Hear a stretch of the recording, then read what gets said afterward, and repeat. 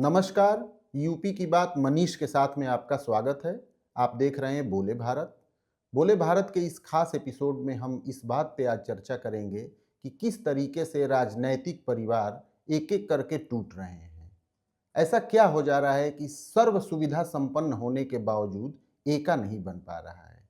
इस मामले में ताजा मामला मुलायम सिंह के बेटे और बहू का सामने आया है। पूरे प्रदेश ही नहीं देश में इस बात की खलबली मची है कि आखिर ऐसा अचानक क्या हुआ कि मुलायम परिवार में एक और दरार बहुत ही गहरी अचानक से दिखने लगी है। मुलायम यादव के छोटे बेटे प्रतीक यादव ने सोशल मीडिया पे इस बात का ऐलान किया है कि वे अपनी पत्नी अपर्णा यादव से तलाक लेना चाहते हैं। बात यहीं तक नहीं रुकी। प्रतीक ने यह भी अनाउंस किया कि किस तरीके से अपर्णा यादव बहुत ही स्वार्थी महिला है और अपने अलावा उन्हें किसी की चिंता नहीं है। इस विवाद पर पर्दा डालने के लिए अपर्णा के भाई ने मीडिया से ये कहा कि प्रतीक का सोशल मीडिया अकाउंट हैक कर लिया गया है और उसके जरिए ये छेड़छाड़ की गई है। लेकिन दुर्भाग्यवश कुछ ही देर बाद प्रतीक ने एक दूसरा पोस्ट किया और ये बताया कि अपर्णा यादव ने किस तरीके से उन्हें अपने सभी संबंधियों से अलग कर दिया। अब दोनों, जिनकी शादी 2011 में हुई थी, तलाक की दहलीज पर खड़े हैं। आखिर ऐसा क्या पैदा हो रहा है, ऐसा क्या पनप रहा है जिससे रिश्ते इस कदर इतनी बड़ी हस्तियों के भी टूट रहे हैं। दूसरी तरफ देखें तो प्रतीक और अपर्णा की शादी जो टूट के कगार पर खड़ी है, ऐसा ये कोई पहला मामला नहीं है कि बड़े घरानों में इस तरीके के मामले सामने आए हों। हाल ही में प्रतापगढ़ की कुंडा सीट से लगातार विधायक रहे रघुराज प्रताप सिंह उर्फ राजा भैया, जो कि भदरी रियासत के हैं, और उनकी पत्नी भानवी सिंह जो बस्ती के रियासत की हैं, दोनों राजघराने परिवार से हैं, लेकिन दोनों तलाक की दहलीज पर खड़े। इन दोनों की शादी 1995 में हुई थी। तब से रिश्ते बिल्कुल ठीक ठाक चल रहे थे। दोनों के 4 बच्चे भी हैं, 2 बेटियां और 2 बेटे। लेकिन अचानक से रिश्ते में अलगाव का दौर शुरू हुआ और आज दोनों के बीच तलाक का मामला दिल्ली की कोर्ट में चल रहा है। हैरान करने वाली बात तो यह है कि जिस तरीके से प्रतीक यादव ने अपर्णा यादव पर लांछन लगाते हुए उन्हें तलाक देने का ऐलान किया है, उसी तरीके से भानवी सिंह ने भी राजा भैया पर बहुत ही गंभीर आरोप लगाए हैं। प्रतीक ने तो अपर्णा को सिर्फ स्वार्थी महिला कहा है, लेकिन भानवी सिंह ने तो राजा भैया पे घरेलू हिंसा, डराने धमकाने, मारने पीटने तक के आरोप लगाए हैं, जिसका एक दूसरा मुकदमा एक दूसरी अदालत में चल रहा है। बात यहीं तक नहीं रुकती है। रायबरेली सदर से विधायक हैं अदिति सिंह, जो कि पहले कांग्रेस से विधायक थी, लेकिन 2022 में उन्होंने भाजपा का दामन थामा और 2022 में वो भाजपा से विधायक चुनी गई। उनके पिता दिवंगत अखिलेश सिंह का रायबरेली में बहुत नाम हुआ करता था। उनकी शादी पंजाब के एक राजनीतिक परिवार में अंगद सिंह से हुई, लेकिन दोनों की शादी 2 साल भी नहीं टिक पाई।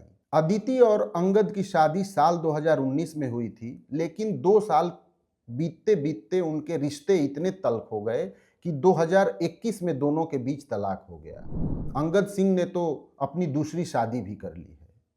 इस कड़ी में एक तीसरा बड़ा नाम है प्रदेश के कद्दावर दलित नेता स्वामी प्रसाद मौर्य की बेटी संघमित्रा मौर्य का। इनकी भी शादी टूट चुकी है। इनके पति नवल किशोर शाक्य से, जो कि एक कैंसर सर्जन हैं, इनका तलाक हो चुका है। संघमित्रा मौर्य और नवल किशोर की शादी 2010 में हुई थी। दोनों लखनऊ की एरा मेडिकल कॉलेज से एमबीबीएस कर रहे थे। इसी दौरान इन दोनों की मुलाकातें हुई और मामला शादी तक पहुंचा, लेकिन लंबे समय तक ये शादी भी नहीं टिक पाई। नवल किशोर शाक्य, जो कि एक कैंसर सर्जन है, 2021 में संघमित्रा मौर्य से उनका तलाक हो गया।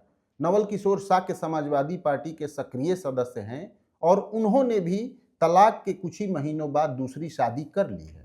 बात यहीं तक नहीं रुकती। यदि एक और राजनीतिक और बड़े परिवार की बात करें जिनकी शादी टूट गई, तो वो भी काफ़ी चर्चा में रहा है।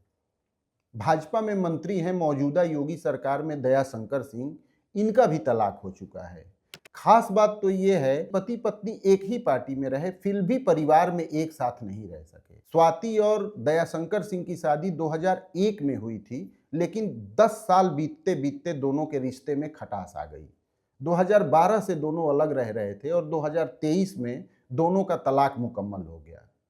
इन दोनों की चर्चा इसलिए थोड़ी ज़्यादा करना चाहता हूं क्योंकि दोनों के मामले में बहुत ही रहस्यमयी उदाहरण लोगों के सामने आए। 2017 का जब विधानसभा का चुनाव हो रहा था, उससे पहले चुनाव प्रचार के दौरान दयाशंकर सिंह ने बलिया में बसपा सुप्रीमो मायावती के खिलाफ एक अभद्र टिप्पणी की थी।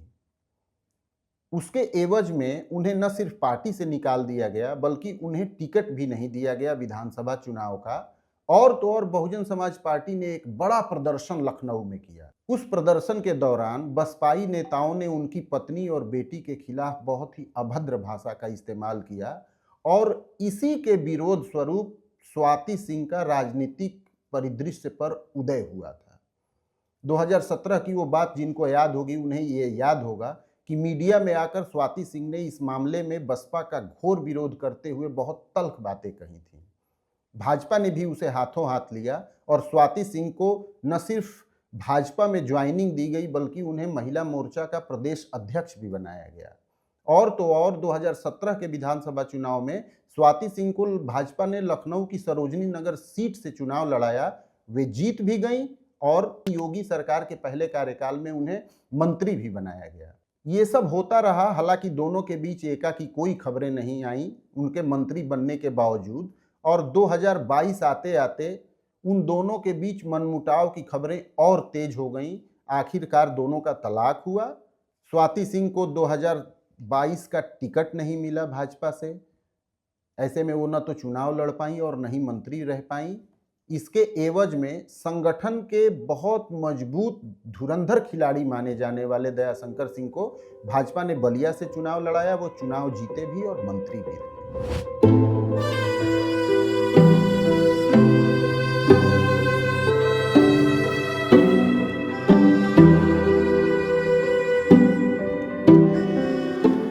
बड़ी मुश्किल हो जाती है ये समझना कि पार्टी में लोगों को जोड़ने वाला आखिर अपने परिवार को जोड़कर क्यों नहीं रखता। इस तरीके के और भी बहुत सारे तमाम उदाहरण आपको देखने को मिल सकते हैं कि जो हमारे अगुआ होते हैं, जिनके कहे अनुसार हम चलना चाहते हैं, उनका जीवन भी हमारे आपकी तरह ही कितना तंग है। उन्हें सुपरमैन या सुपरस्टार के रूप में जरूर देखने की ललक सबकी होती है, लेकिन वे भी उन कमजोर मानवीय भावनाओं से घिरे रहते हैं जिससे आप और हम घिरे रहते हैं। उनके जीवन में शादी एक प्रसंग है तो तलाक भी एक प्रसंग है। उन्हें भी अलग करके नहीं देखा जा सकता है। ये जरूर है कि आम जनता की तुलना में उनसे ज्यादा समझदारी की उम्मीद तो की ही जा सकती है। यूपी की बात मनीष के साथ में आज के इस एपिसोड में बस इतना ही। हम फिर एक नए एपिसोड के साथ आपके सामने उपस्थित होंगे। तब तक के लिए बहुत बहुत धन्यवाद। नमस्कार।